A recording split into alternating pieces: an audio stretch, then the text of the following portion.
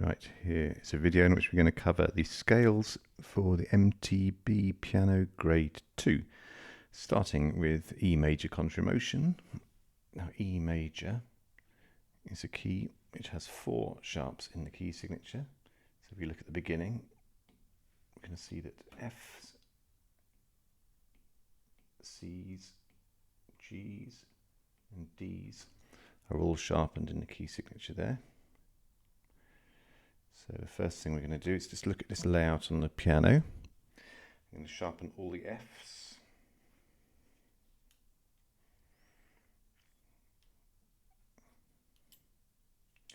all the C's,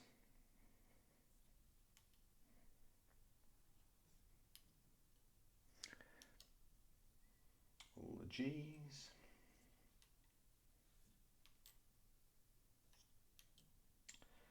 and all the D's.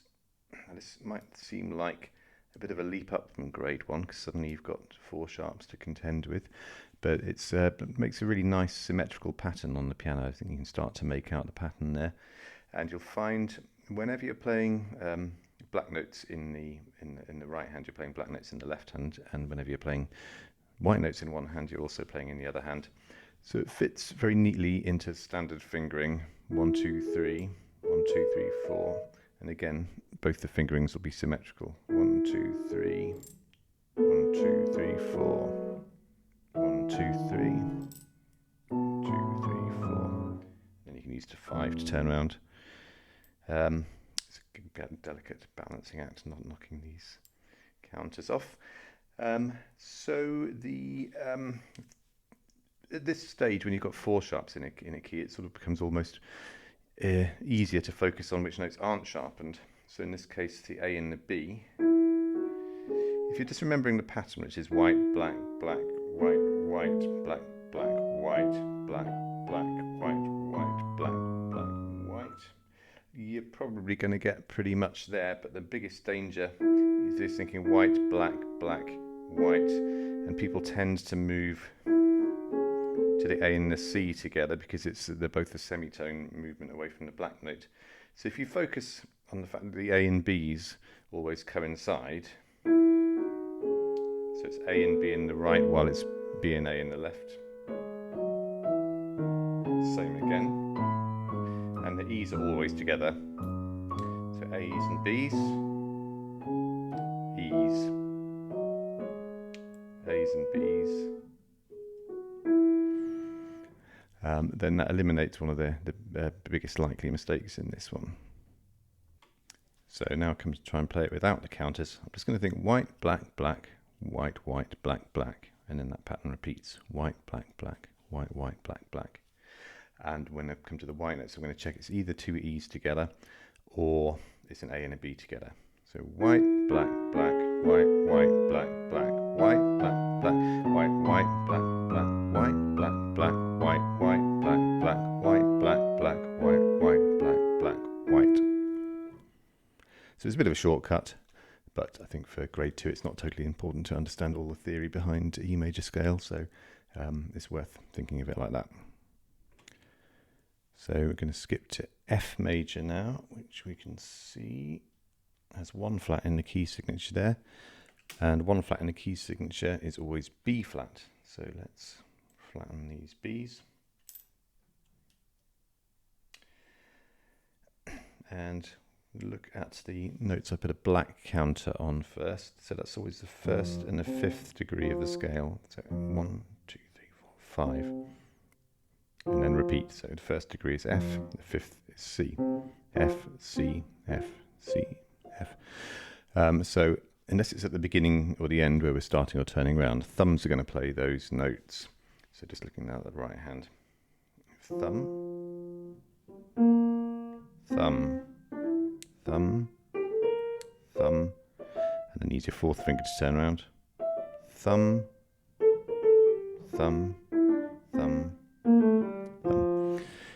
In the left hand, little finger just because it's the easiest to begin on, but then it's going to be thumb on all those other black counters. Thumb, thumb, thumb, back down, thumb, thumb, thumb, and then little finger to finish with. So in the intervening notes, when I've got 3 purple counters, it's going to be using fingers 2, 3 and 4, or 4, 3 and 2. And then when it's orange counters, it's going to be 3 and 2. And I've just drawn a little diagram of that at the beginning, if it's helpful. So that on the music is equivalent to this in the hands. So I would practice this at first in an extremely unmusical way and play all of those coloured groups together.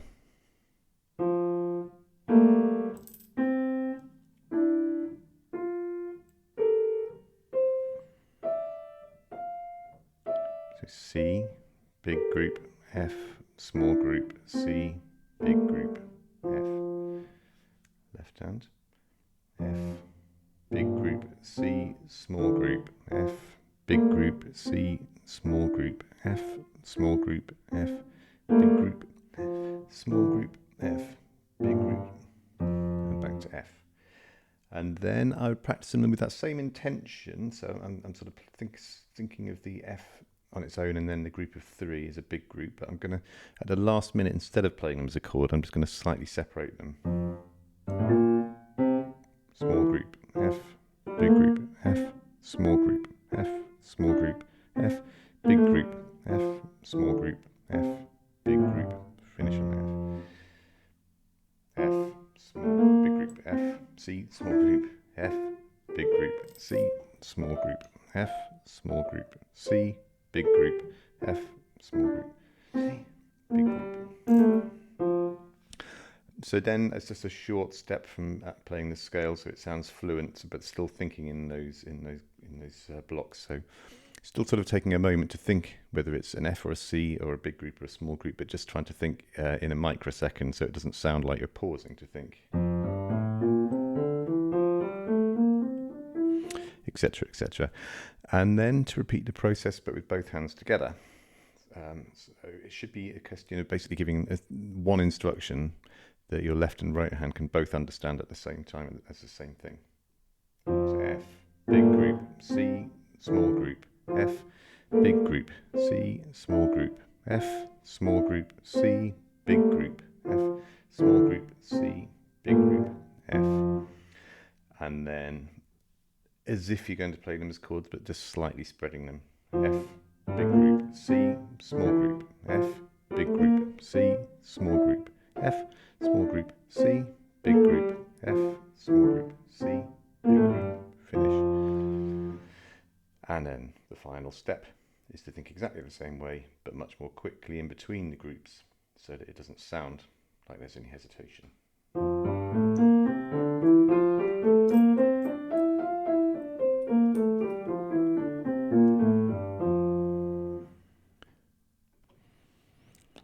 And then finally, I'm going to turn the music around so I can't see it because you have to play these from memory in the exam. I'm just seeing if I can retain all that information.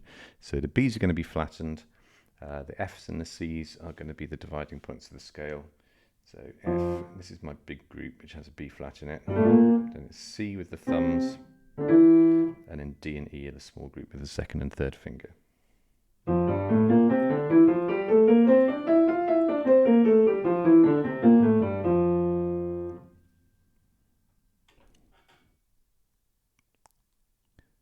So next we're coming to D minor, which has the same key signature as F major. That's B flat. So the B's are going to be flattened.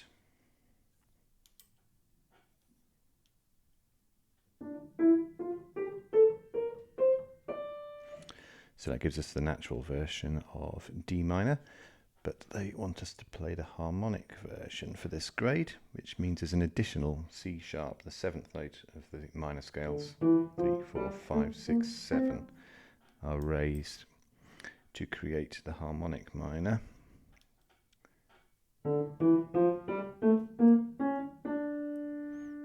Which has a different sound. So we're going to use the same fingering system as we did for F major, which is slightly unusual, slightly alternative, but I think it's easier in terms of coordinating the two hands. So we've got black counters on the first and fifth note again, which in this case are D and A. And the intervening large group of notes between the D and the A is E, F and G. And the two black notes, B flat and C sharp, are the small group to be played with the second and third fingers. So we're going to go straight into hands together this time. You can apply the same process to practicing it hands separately as we did with F major.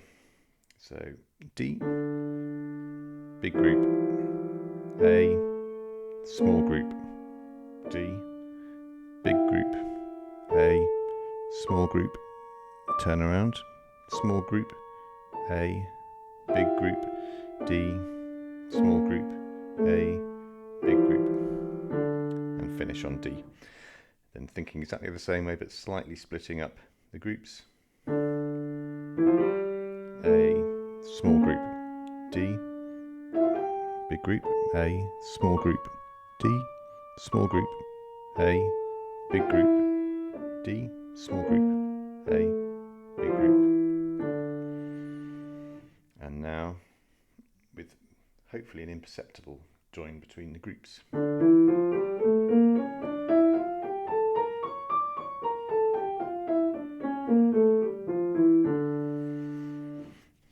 I give myself a prize if I don't knock any of the counters off when doing that. And now just to see if I've retained the information I need to play this by memory. So D and A are the notes generally played by the thumb. The small group happens to be both the black notes, and the big group is the three white notes between the D and the A, and that's quite straightforward. Right,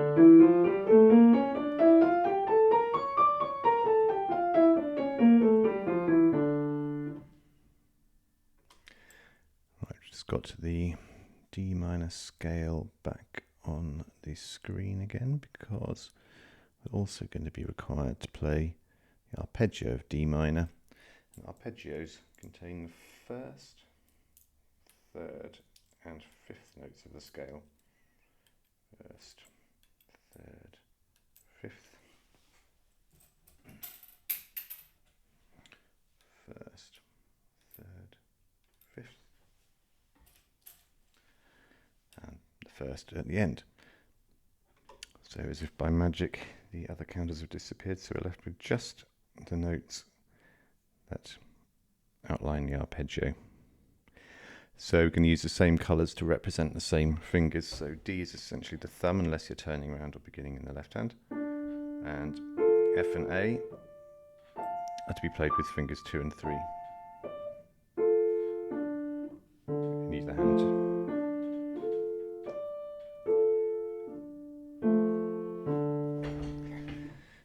And then separate the two orange notes out again.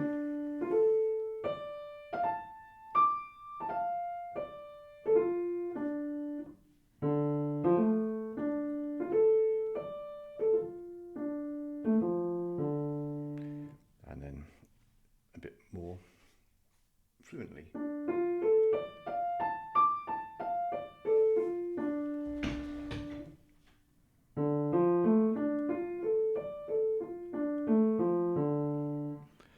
And same principle for playing it hands together. Play the group with the 3 and 2 as one.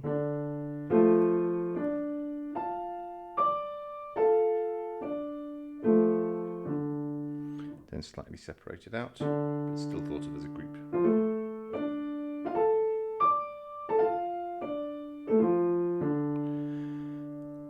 And then the same thought process, but sounding fluent.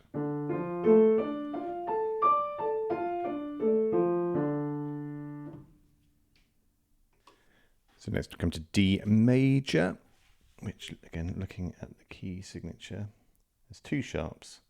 Two sharps in the key signature will always be F and C.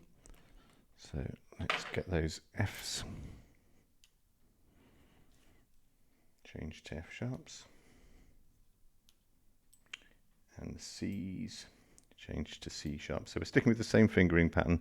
This is certainly easier to play hands separately with the conventional fingering, but there's probably lots of material you can find about that. I thought it'd be more interesting to explore this alternative, which I find is easier for coordinating the hands.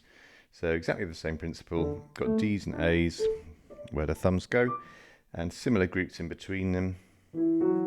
Our big group with fingers 4, 3 and 2 will be E, F sharp and G, and our small group with fingers 2 and 3 will be B and C sharp. So we'll go straight for hands together with this one. D, big group, A, small group, B, D, big group, A, small group, D, small group, A, big group, D, small group, A, big group. Finish. D, big group, A, small group, D, big group, A, small group, D, small group, A, big group, D, small group, A, big group, D, big group, A, small group, D, big group, A, small group, D, small group, A, big group, D, small group, A, big group, D. So trying to think consciously of those groups all the way up and down. Every time you practice on some level. So then, as with all the other ones, you just need to work on that without any counters, checking that you can remember the F's and the C sharps and where the thumbs go. We're going to go straight onto the arpeggio. So I'm putting extra counters on the first, third and fifth notes in each octave. D being the first, F sharp being the third, and A being the fifth. So now we have the shape of the arpeggio visible on the screen and the piano. And we'll go straight for practicing this one, hands together, although you may find it helpful to do right and left separately first. D.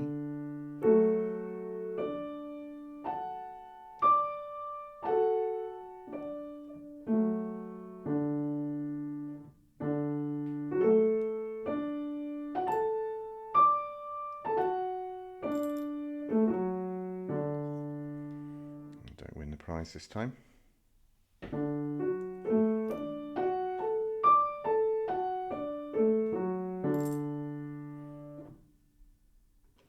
just checking I can remember what those look like without counters.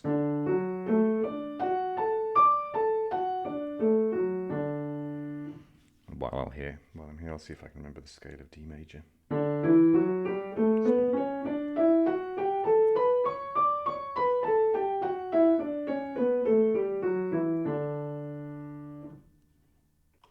So now we have a chromatic scale, which is a scale which uses all the black and all the white notes. So the fingering rule is, if it's a black note, it's always third.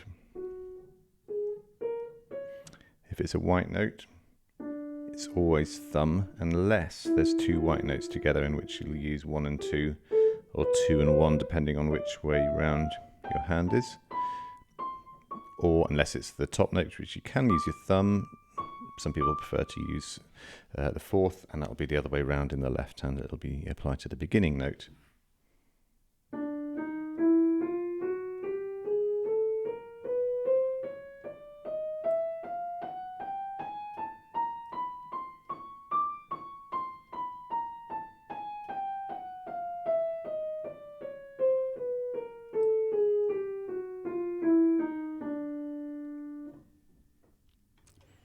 So left hand start with fourth or thumb, and it's third, 2, 1, third, 1, third, 1, third, 2, 1, 3, 1, 3, 2, 1, 3, 1, 3, 1, 3, 2, 1, 3, 1, 3, 1, 2, 3, 1, 3, 1, 3, 1, 2, 3, 1, 3, 1, 2, 3, 1, 3, 1, 3, 1, 2, 3, and then either thumb or fourth to finish.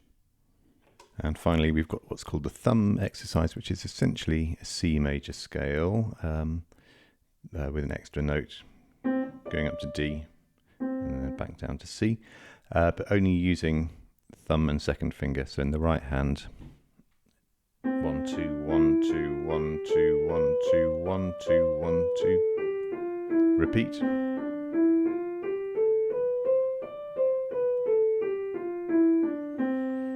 And left hand the same, except starting with 2 2 1 2 1 2 1 2 1 2 1 2. Repeat.